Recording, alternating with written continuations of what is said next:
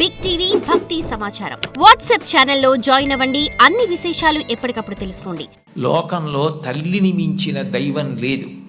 మీరు జీవితంలో ఎప్పుడైనా అమ్మ నువ్వేం చేశావని అడిగితే, మీరు అమ్మకి చెప్పలేని స్థితి కలిగితే, మీరు చేసిన పని మీ అమ్మగారికి మీరు చెప్పలేకపోతే అంతకన్నా ఆత్మద్రోహం ఇంకొకటి లేదు. మీరు ఏది చేసినా మీ అమ్మగారికి చెప్పగలగాలి. ఇది నేను మా అమ్మకి చెప్పలేను అన్న పని చెయ్యకండి. మీరు ఒకవేళ తప్పు చేసినా మిమ్మల్ని క్షమించడానికి సిద్ధంగా ఉండే మొదటి వ్యక్తి ఈ ప్రపంచంలో ఎవరైనా ఉంటే అమ్మే. అమ్మకి చెప్పకుండా ఉండకండి. అమ్మ ఒకవేళ మిమ్మల్ని దెబ్బలాడి ఇక పైన ఇట్లా చెయ్యకు అంటే ఇక మళ్ళీ ఆ తప్పు చెయ్యకండి. మీరు పిల్లలు కాబట్టి ఒకసారి చెయ్యొచ్చు ఎప్పుడైనా, కానీ పొరపాటు జరిగిన మీ అమ్మగారికి చెప్పండి, వద్దంటే మాత్రం చేయకండి. బహుశా కుటుంబం దగ్గరే నైతిక విలువలు మొదలవుతాయి. కుటుంబ విలువల గురించి ప్రస్తావన చెయ్యండి అని చెప్పి తన అనుభవంతో ఆయన నాకు సూచన చేయడానికి కారణం అదే అయి ఉంటుంది. తల్లి ఎంత గొప్పదో తండ్రి అంత గొప్పవాడు. తండ్రిని జీవితాంతం దైవంతో సమానంగా చూడాలి. పితృదేవోభవ, భగవంతుడే తండ్రి రూపంలో ఉన్నాడు. వేదంలో, యజుర్వేదంలో అష్టమానువాకంలో రుద్రాధ్యాయంలో అంటారు, నమ శంకరాయచ మయస్కరాయచ నమ శివాయచ శివతరాయచ అని. మన కంటికి కనపడని భగవంతుడు తండ్రి రూపంలో ఇంట్లో తిరుగుతున్నాడు. ఎప్పుడు బిడ్డ వృద్ధిలోకి రావాలని అహరహం కోరుకునేవాడు ఎవరైనా ఉంటే తండ్రి. తను ఎంత కష్టపడనివ్వండి, ఆయన బెంగపెట్టుకోడు. కానీ ఆయన కోరుకునేది ఒకటే, పుత్రాది చేత్ పరాజయం. తను ఎంత కీర్తి సంపాదించినా తనకన్నా కూడా కీర్తివంతుడు కొడుకై, ఈయన కన్నా ఈయన కొడుకు గొప్పవాడండి అనిపించుకొని కొడుకు చేతిలో ఓడిపోతాట తండ్రి ఆనందపడిపోతాట. అంటే తండ్రికి ఈ కొడుకు పట్ల ఎంత ప్రేమ ఉంటుందో చూడండి. ఈ సందర్భం వచ్చింది కాబట్టి మీకు ఒక విషయం మనవి చేస్తాను. నేను ఒకప్పుడు విశాఖపట్నంలో ధర్మసోపానాల మీద ప్రసంగాలు చేస్తున్నాను.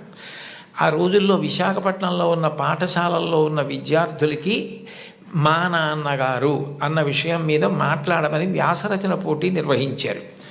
వ్యాసరచన పోటీ నిర్వహిస్తే కొన్ని వందల మంది పిల్లలు పాల్గొన్నారు. అందులో 10 పేపర్లు చిట్ట చివర సెలెక్ట్ చేసి నాకు పంపించారు.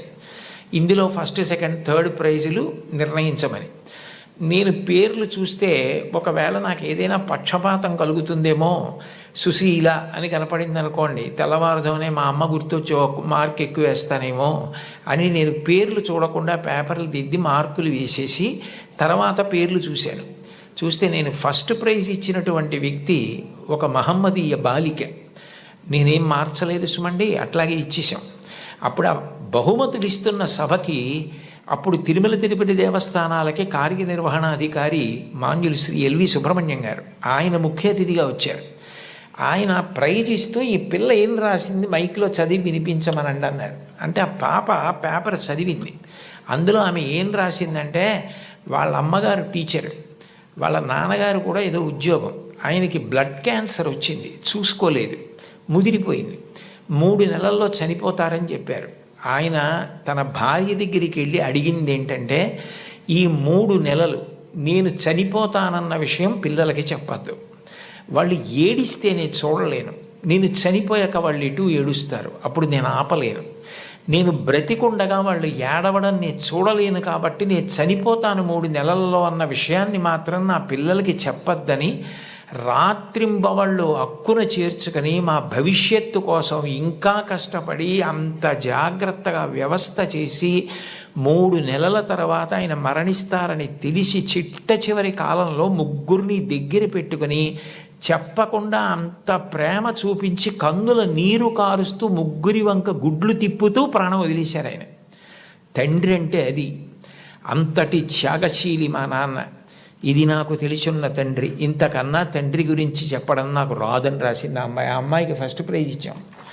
తండ్రి అంటే అంత గొప్పవాడు. మీకోసం ఏ త్యాగం చేయడానికైనా సిద్ధంగా ఉంటాడు. For more videos like this, subscribe Big TV channel.